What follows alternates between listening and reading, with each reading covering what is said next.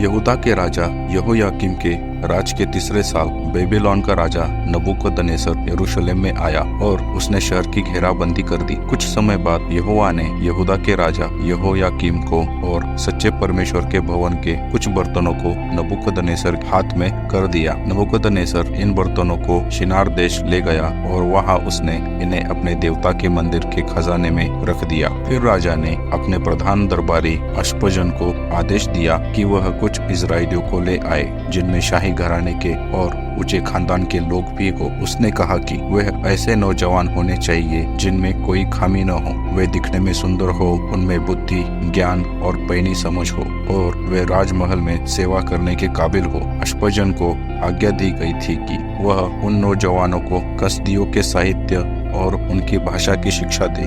राजा ने यह आज्ञा भी दी कि उन्हें हर दिन वह लजीज खाना और दाख मदिरा दी जाए जो राजा को दी जाती है। 3 साल तक उन्हें तालीम दी जानी चाहिए थी। इसके बाद उन्हें राजा की सेवा शुरू करनी थी। जिन नौजवानों को लाया गया था उनमें से कुछ यहूदा गोत्र से थे। उनके नाम थे दानियेल, हनन्याह, मिशाएल और अजर्याह। इन नौजवानों को मुख्य दरबारी ने नए नाम दिए।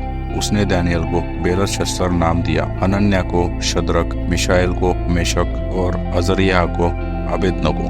मगर दानियेल ने अपने दिल में ठान ली थी कि वह न तो राजा के यहाँ से मिलने वाला लजीज खाना खाएगा, न ही उसकी दाख मदिरा पिएगा, ताकि खुद को दूषित ना करे। इसलिए उसने मुख्य दरबारी से गुजारिश की कि उसे छूट दी जाए ताकि वह इन चीजों से खुद को दूषित ना करे। और सच्चे परमेश्वर ने मुख्य दरबारी को दानियेल पर कृपा और दया करने के लिए उभारा। मगर मुख्य दरबारी ने दानियेल से कहा, मैं अपने मालिक राजा से डरता हूँ जिसने तुम लोगों का खान पान तय किया है।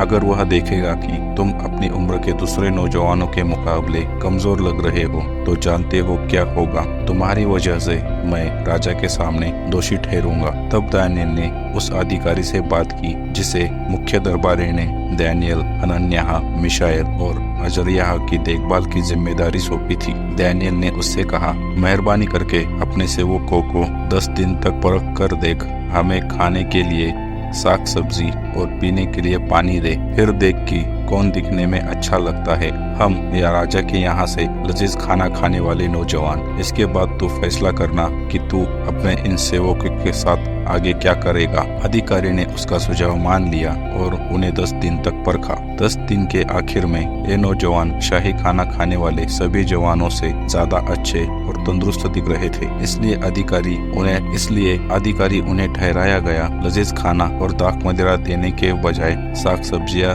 ही देता रहा। और सच्चे परमेश्वर ने इन चारों नौजवानों को ज्ञान, बुद्धि और हर तरह के साहित्य के बारे में अंदरूनी समझ दी। उसने दानियेल को हर तरह के दर्शन और सपनों के बारे में समझ दी। राजा नबूकदनेस्सर ने जो समय तय किया था उसके आखिर में मुख्य दरबारी ने नौजवानों को उसके सामने पेश किया। जब राजा ने उनसे बात की और उसने पाया कि उन सब नौजवानों में दानियेल, हनन्याह, मिशाएल और अजर्याह जैसा कोई नहीं है और वे राजा के सामने सेवा करते रहे। राजा जब भी उनसे ऐसे मामले पर बात करता जिसके लिए बुद्धि और समझ की जरूरत होती तो वह पाता कि उसके पूरे राज्य के जादू टोना करने वाले सभी पुजारियों और तांत्रिकों से 10 गुना बेहतर है। और दानियेल राजा खुसरू के राज के पहले साल तक वही रहा।